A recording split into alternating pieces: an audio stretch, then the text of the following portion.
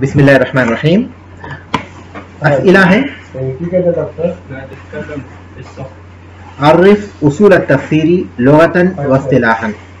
उसूल तफसीर की तारीफ कीजिए लुगवी और इस्तिलाही। उसूल तफसीर की लुगवी और इस्तिलाही तारीफ बयान कीजिए। हम इसके जवाबात नहीं बोलेंगे या जवाबात नहीं करेंगे, क्योंकि अगर जवाबात करेंगे तो इसका मतलब है कि जो सब हम लोग पढ़ चुके हैं फिर से पढ़ रहे हैं। तो सेम यही बातें इसी अल्फाज के साथ ऊपर लिखी हुई है, तो सिर्फ मैं इसके माने बता देता हूँ। उस्कुरिल मुरादा मिन फाइदति तफसीरी व आयतिही व मौदूइही। उस्कुर अल मुराद, बयान कीजिए कि मुराद क्या है। मिन फाइदति तफसीरी, तफसीर के फायदे, व गायतिही और उसके मकसद, व मौदूइही और उसके मौदू। तफसीर का फायदा क्या है और उसका मकसद क्या है और उसका मौदू क्या है। ठीक है। आरिफ तफसीरा लुगतन व इस्तिलाहन। तफसीर की तारीफ बयान कीजिए लुगवी और इस्तिलाही। तफसीर की लुगवी और इस्तिलाही तारीफ बयान कीजिए। आरिफ तावील लुगतन व इस्तिलाहन। तावील की तारीफ बयान कीजिए लुगवी और इस्तिलाही। मल फ़र्क़ु बैन तफसीर कुरानी व तावीलिही। कुरान की तफसीर और उसकी तावील में क्या फ़र्क है। तहद्दस अन अहमियत तफसीरी। तफसीर की अहमियत बयान कीजिए। मा हुक्म ताल्लुम तफसीरी वल अदिल्लतु अला ज़ालिक। तफसीर सीखने का हुक्म क्या है और उस पर दलाइल क्या है। हम लोग ऊपर पढ़ चुके हैं तफसीर सीखने का हुक्म ये कि यजिब अलल उम्मा, उम्मत पर उसे सीखना वाजिब है। और दो आयतें वहां दलील के तौर पर जिक्र कर चुके हैं, है ना, वही आपको बयान करना है। तो इतनी बात जरूर है कि इम्तिहान में हम सवालात के अलावा कोई चीज नहीं पूछेंगे। सवालात में जो चीजें आती हैं उसी में से पूछेंगे, लेकिन सवालात जो है वही हैं जो कि हम लोग ऊपर पढ़ चुके हैं, उसका याद है कि बिल्कुल जरूरत नहीं है। अब आगे का सबक पढ़ेंगे। अक़साम तफसीर, तफसीर की किस्में। अत-तफसीरुल मुअतद्दु बिही इंद जुमहूरिल उलमा यनक़सिमु इला क़िस्मैनि। वो तफसीर जिसका शुमार किया जाता है, जिस जुमहूर अहले इल्म के पास, जुमहूर अहले इल्म जिस तफसीर को शुमार करते हैं वो दो किस्मों में मुनक़सिम होती है।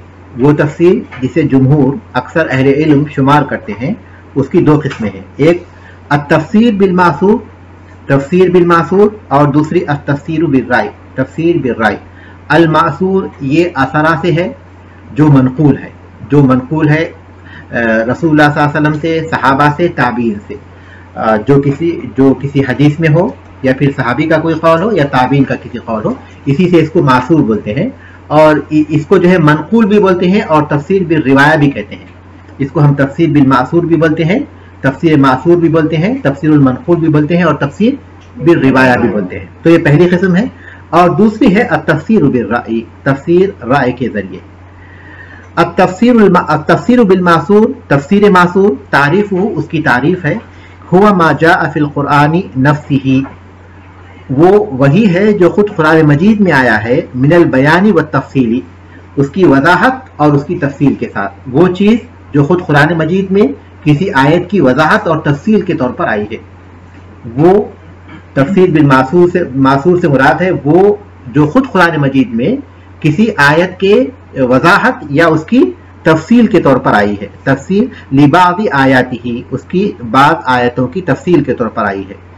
ये पहली चीज हो गई तफसीर बिल मासूर में। और दूसरी वमा नुक़िला बिर रिवायती सहीहती, और वो जो मनकूल हो सही रिवायत के जरिए अन रसूली सल्लल्लाहु अलैहि वसल्लम, रसूलुल्लाह सल्लल्लाहु अलैहि वसल्लम से, वानि सहाबती रिज़वानुल्लाहि अलैहिम, और जो सहाबा रिज़वानुल्लाहि अलैहिम से मनकूल हो, वानि ताबईन और ताबईन से, मिन कुल्ली मा हुआ बयानुन व तौज़ीहुन, उन तमाम चीज़ों में से जो बयान हो या वजाहत हो, ली मुरादिल्लाहि ताला, अल्लाह तबारक व तआला की मुराद के बारे में, मिन नुसूसी किताबिल करीम, उसके किताब करीम के नुसूस में से, यानी किताब अल्लाह के नुसूस बोलते हैं वो आयतों को, किताब अल्लाह की जो आयतें हैं उसकी तफसीर और बयान के तौर पर जो चीज़ें आई हैं, वो चीज़ों में से पहली चीज़ होगी खुद कुरान की कोई आयत या फिर अल्लाह के रसूल सल्लल्लाहु अलैहि वसल्लम की कोई हदीस یا صحابی کا کوئی قول یا تابعین کا کوئی قول. تو قرآن مجید میں اللہ تعالیٰ کی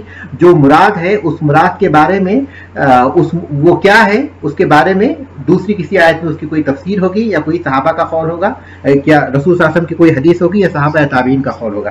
وہ تفسیر بالمعصور, تفسیر بالمعصور میں ہم کہیں گے تفسیر القرآن بالقرآن. پہلی چیز ہو گئی قرآن مجید کی تفسیر قرآن کے ذریعے. دوسری چیز ہوگی تفسیر القرآن بالحدیث نبوی شریف, نبی کریم صلی اللہ علیہ وسلم کی حدیث کے ذریعے تفسیر. تیسری قسم ہو گئی تفسیر القرآن بآثار صحابہ و تابعین, قرآن مجید کی تفسیر آثار صحابہ اور تابعین کے آثار کے ذریعے. یہ تفسیر بالمعصور ہے. اسی کو تفسیر بالروایہ کہتے ہیں اور اسی کو منقول بھی کہتے ہیں. مثال کے طور پر قرآن مجید میں بعض جگہوں پر اللہ تبارک و تعالیٰ نے بعض چیزوں کو مختصر بیان کیا ہے اور پھر اس کے بعد بعض ان چیزوں کو وہاں مجمل اور تفصیل کے ساتھ بیان کیا ہے. یا پھر یہ کہ قرآن کی بعض آیتیں بعض آیتوں کی تفسیر کرتے ہیں. مثال کے طور پر اللہ تبارک تعالیٰ نے سورہ یونس میں فرمایا الا ان اولیاء اللہ لا خوف علیہم ولا هم يحزنون, اللہ کے جو اولیاء ہیں ان پر کوئی خوف نہیں ہوگا, کوئی غمزدہ نہیں ہوں گے. کون ہے اولیاء؟ اس کے بعد کی آیت میں اس کی تفسیر ہے الذین آمنوا وکانوا یتقون, جو ایمان لائے اور انہوں نے تقوی اختیار کیا. تو قرآن القرآن یفسر بعضہ بعضا, کہ قرآن کی بعض آیتیں بعض آیتوں کی تفسیر کرتی ہے, قرآن کی بعض آیتیں بعض آیتوں کی تفسیر کرتی ہیں.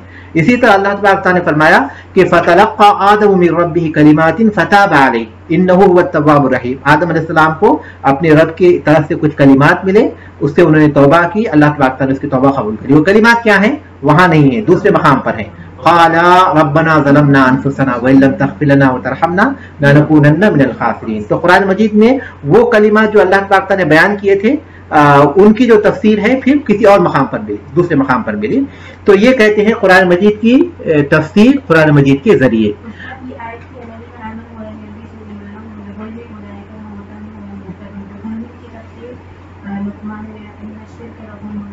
جی یہ دوسری قسم میں آئے گی, یعنی تفسیر القرآن بالحدیث النبوی. کیونکہ جب یہ آیت نازل ہوئی جو آپ نے پڑھی تو صحابہ پریشان ہو کر کہنے لگے کہ اینا لم یظلم, تو رسول صلی اللہ علیہ وسلم نے فرمایا کہ اس سے مراد کیا ہے؟ ان الشرک لظلم عظیم. ٹھیک ہے, یہ دوسری قسم ہوگی. تو اس کا مطلب یہ ہوگا کہ تفسیر قرآن کی تفسیر قرآن کے ذریعے, قرآن کی تفسیر کس کے ذریعے؟ حدیث کے ذریعے. پھر قرآن کی تفسیر صحابہ کے ذریعے. جیسے کہ یتیموں کے مال کھانے سے جہاں منع کیا گیا, اللہ تبارک تعالیٰ نے فرمایا کہ انہ کان حوبا کبیرا, تو عبداللہ ابن عباس نے اس کی تفسیر کی ذنبا عظیما. حوبا کبیرا کے معنی ہے ذنبا عظیما, بڑا گناہ. تو صحابہ سے جو منقول ہے وہ, یا پھر اسی طرح تابعین سے بھی منقول ہے. اس میں قرآن کی تفسیر قرآن کے ذریعے اس میں ہم کو ایک ہی چیز دیکھنی پڑے گی کہ واقعی وہ اس کی تفسیر ہے نہیں ہے, اور کوئی چیز کی تحقیق کی نہیں ضرورت پڑے گی. لیکن اگر قرآن کی تفسیر کسی حدیث سے ہو رہی ہے یا پھر صحابی کی کسی قول سے ہو رہی ہے, تابعی کی کسی قول سے ہو رہی ہے, تو پھر ہم اس کو دو چیزیں دیکھنی پڑے گی.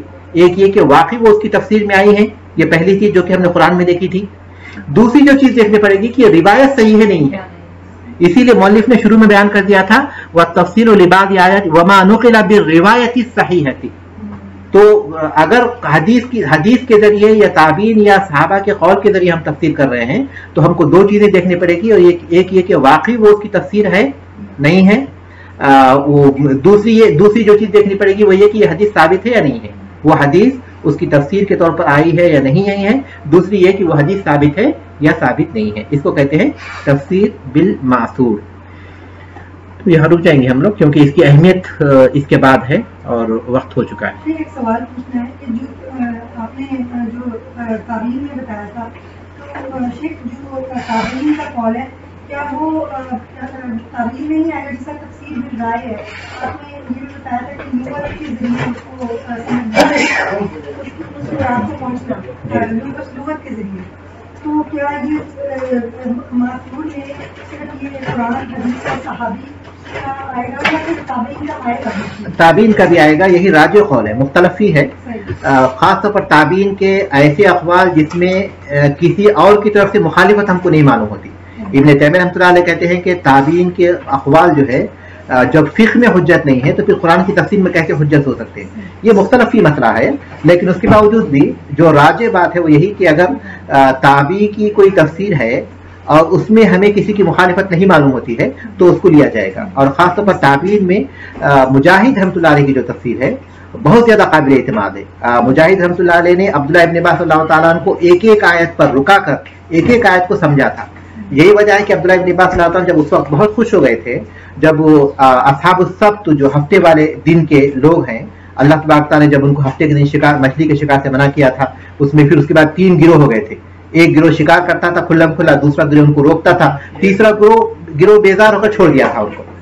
تو قرآن مجید میں جب اللہ تبارک تعالیٰ نے ان کا انجام کا ذکر کیا تو اللہ تبارک تعالیٰ نے یہ تو بتا دیا کہ وہ لوگ جنہوں نے ظلم کیا تھا اپنے نفسوں پر, شکار کرنے والے, ان کو تو اللہ نے ہلاک کیا, ان کو جو ہے خرادہ میں تبدیل کر دیا, ان کے شکلیں جو ہے بندروں کی صورت میں ہو گئیں. اس کا ذکر اللہ نے واضح طور پر کیا. دوسرا ان کا بھی ذکر کیا جو روکتے تھے کہ ان کو اللہ نے نجات دی, کہا ان کا ذکر نہیں ہے. تو عبداللہ ابن عباس اللہ تعالیٰ بہت پریشان ہو گئے جب ان آیتوں کو پڑھ رہے تھے, تو بہت پریشان ہو گئے کہ بعض اوقات ایسے مرحلے آتے ہیں کہ ہم منکر کو دیکھتے ہیں لیکن روکتے نہیں ہیں. تو ان کا وہ لوگ بھی اس میں شامل ہو گئے ہوں. اب ان کا انجام ہوا کیا آخر؟ کیا وہ لوگ ہلاک ہونے والوں میں شامل ہو گئے؟ نہیں معلوم. تو جب مجاہد رحمۃ اللہ علیہ کہنے لگے کہ آپ اتنا پریشان کیوں ہوتے ہیں, کہ آپ دیکھتے نہیں کہ اللہ تبارک تعالیٰ نے ان کے ساتھ ان کا ذکر نہیں کیا جن کو اللہ نے ہلاک کر دیا, تو ان کے ساتھ ان کا بیان نہیں ہے, تو امید تو یہی ہے کہ ان کو نجات دیے ہوں گے. تو عبداللہ ابن عباس اللہ اتنے خوش ہوئے کہ اپنی چادر ان کو اسی وقت دے دی انعام کے طور پر. تو مجاہد رحمۃ اللہ علیہ کی جو تفسیر ہے وہ خاص طور پر امام شافعی رحمۃ اللہ علیہ وغیرہ نے بہت زیادہ قابل اعتماد قرار دیا. ہاں جی ہاں, تفسیر مجاہد کے نام سے ہے, تفسیر مجاہد کے نام سے ہے. مفسرین نے عام طور پر اس کو اختیار کیا, ان کے اپنے تفاسیر میں ان کے نام سے اس کو ذکر کیا. علم نہیں ہے مجھے, اردو میں ہے نہیں ہے. ہاں اردو میں آ گئی ہے, جی ہاں آ گئی ہے, جی ہاں. سبحانک اللہم و بحمدک اشہد ان لا الہ الا انت استغفرک و اتوب الیک.